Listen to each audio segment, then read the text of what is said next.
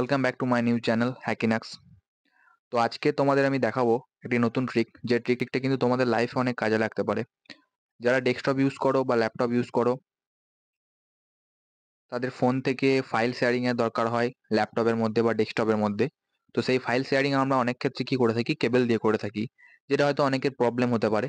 তো কেবল ছাড়াও কিন্তু আরেকটা পদ্ধতিতে ফোন থেকে ডেস্কটপে ফাইল ট্রান্সফার এবং ডেস্কটপ থেকে ফোনে ফাইল ট্রান্সফার করা যেতে পারে। তো সেই পদ্ধতিটা আমি তোমাদের আজকে দেখাবো। একটা ছোট অ্যাপ্লিকেশন যেটা তোমাদের ফোনের মধ্যে রাখতে হবে। আর বিশেষ একটা কথা, তোমাদের এটা করার জন্য তোমাদের ফোন এবং ল্যাপটপকে কিন্তু একই নেটওয়ার্কের মধ্যে থাকতে হবে। সেটা হতে পারে ফোনের হটস্পট থেকে ল্যাপটপটা কানেক্ট আছে, অথবা ফোনের হটস্পট থেকে ডেস্কটপটা কানেক্ট আছে, অথবা তোমার বাড়িতে ওয়াইফাই আছে। তো একটা ওয়াইফাইয়ের সাথেই তোমার ফোন এবং ল্যাপটপ বা ডেস্কটপকে কানেক্ট রাখতে হবে। আশা করি ব্যাপারটা বোঝা গেছে। তো চলো দেখে নেওয়া যাক যে অ্যাপটা কি বা অ্যাপটা কিভাবে কানেক্ট করব, পুরো পদ্ধতিটা। প্রথমে আমরা প্লে স্টোরটিকে ওপেন করব এবং সার্চ করব ওয়াইফাই এফটিপি সার্ভার। তো এটা সার্চ করার সাথে সাথে কিন্তু এরকম একটা ইন্টারফেস দিয়ে দেবে। তো এই ইন্টারফেসটা দিয়ে দেওয়ার পর ফার্স্ট যে সফটওয়্যারটা তোমরা দেখতে পাচ্ছ, এই যে সফটওয়্যারটা ওয়াইফাই এফটিপি সার্ভার, এটিকে কিন্তু ইনস্টল করে নিতে হবে। খুব স্মল এমবির মধ্যে থাকবে, ঠিক আছে, যেটা আমি অলরেডি ইনস্টল করে রেখেছি।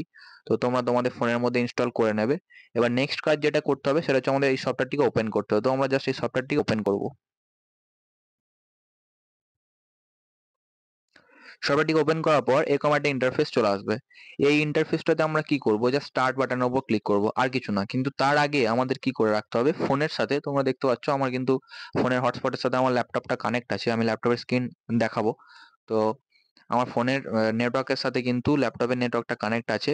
তো এটা কিন্তু তোমাদের প্রথমে করে নিতে হবে, অথবা তোমাদের বাড়ির ওয়াইফাইয়ের সাথে তোমাদের ফোন এবং ল্যাপটপকে দুটোকে একই সাথে কানেক্ট করতে হবে। তো আমরা এবার স্টার্ট বাটনের উপর ক্লিক করবো, জাস্ট স্টার্ট করব। তো স্টার্ট করার পর আমাদের এখানে কিন্তু একটা সার্ভার ইউআরএল দিয়ে দেবে, ঠিক আছে, ftp://192.168.94.118:22221, ঠিক আছে। তো এরকম একটা ইউআরএল দিয়ে দেবে। এই ইউআরএলটাই হচ্ছে আমাদের মেন জিনিস। এবার চলে যেতে হবে আমাদের ল্যাপটপের, ঠিক আছে, ল্যাপটপ বা ডেস্কটপ তোমরা যার সাথে এটা কানেক্ট করতে চাইছো। তো চলো আমরা কিন্তু আমাদের ডেস্কটপের স্ক্রিনের মধ্যে। তো তোমরা দেখতে পাচ্ছ আমি কিন্তু আমার ল্যাপটপের স্ক্রিনটি শেয়ার করে দিয়েছি, ঠিক আছে। তো জাস্ট তোমরা ল্যাপটপে এভাবে স্ক্রিনের মধ্যে থাকবে এবং তোমাদের ল্যাপটপের মধ্যে ফাইল ম্যানেজারটি ওপেন করে নেবে, ঠিক আছে। জাস্ট ফাইল ম্যানেজারটা আমি ওপেন করে নিচ্ছি। ফাইল ম্যানেজারটা ওপেন করে নিয়েছি। ফাইল ম্যানেজারটা ওপেন করে নেওয়ার পর একদম এদিকে থাকবে, দেখবে দিস পিসি। তো দিস পিসির ওপর ক্লিক করব, যেখানে তোমাদের ড্রাইভগুলো দেখাবে, ঠিক আছে। ড্রাইভ ABCD এভাবে দেখায়, ঠিক আছে। OSC ডাটা ডি এভাবে তোমাদের হার্ড ডিস্ক বা SSD যেটা ভাগ করা থাকে, যে পার্টিশনগুলো যেখানে দেখায় সেই জায়গায় চলে আসবো।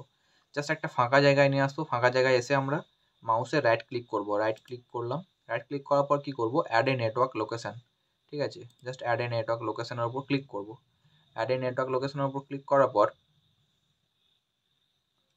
এরকম একটা ইন্টারফেস দিয়ে দেবে। তো আমরা এখানে নেক্সটের উপর ক্লিক করব। নেক্সটের উপর ক্লিক করলাম। এগুলো যা আসবে নেক্সট করব। এখানে দেখাবে ইন্টারনেট অর নেটওয়ার্ক অ্যাড্রেস, ঠিক আছে। এই ইন্টারনেট অর নেটওয়ার্ক অ্যাড্রেসে আমাদের কিন্তু ওই এফটিপির ইউআরএলটা দিতে হবে, যেটা আমাদের কিন্তু অ্যাপটা চালু করার সময় দেখিয়েছিল, ঠিক আছে। সেই ইউআরএলটা আমরা কিন্তু এখানে দেবো, ঠিক আছে। তো চলো আমরা সেই ইউআরএলটা এখানে পেস্ট করে দিই।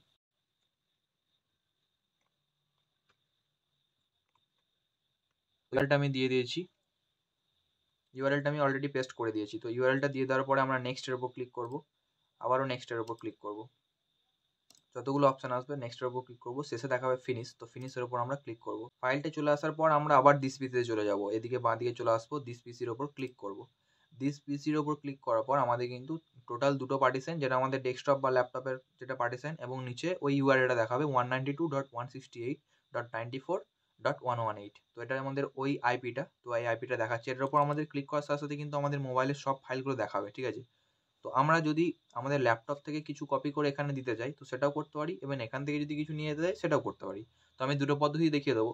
দুটো পদ্ধতি কীভাবে করবো, আমাদের ল্যাপটপের জিনিস আমরা জানি কোথায় আছে, ডাউনলোডস, ডকুমেন্ট, যে কোনো জায়গায় থাকতে পারে। ল্যাপটপের ফাইলকে আমরা যদি নিয়ে যেতে চাই তাহলে কি করতে হবে, আমাদের ল্যাপটপের যে ফাইলগুলো যেখানে থাকে সেটা আমরা জানি।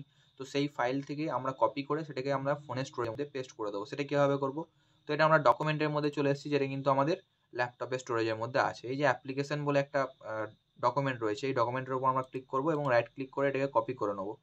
তো তো জাস্ট এটাকে কপি করে নিলাম। কপি করে নেওয়ার পর আমরা আবার দিস পিসির ওপর ক্লিক করবো, দেন 192.168.94.118 এর উপর ক্লিক করবো এবং এখানে ফাঁকা জায়গায় রাইট ক্লিক করে এটাকে আমরা পেস্ট করে দেবো, বা কন্ট্রোল ভি দিয়েও আমরা পেস্ট করতে পারি।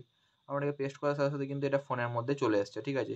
এটা কিন্তু আমরা ফোনের মধ্যে ডিরেক্ট পেয়ে যাবো। ফোনে কীভাবে পাবো সেটাও আমি দেখিয়ে দেবো। ফোনের আমার স্ক্রিন শেয়ার করে আমি সেই ফোনের স্ক্রিনটাকে আমি দেখিয়ে দেবো যে কীভাবে পাচ্ছি। এটার কি নাম আছে, অ্যাপ্লিকেশন ডট পিডিএফ বলে নাম আছে, ঠিক আছে। তো এই ফাইলটা কিন্তু আমাদের ফোনের মধ্যে চলে আসবে, ঠিক আছে।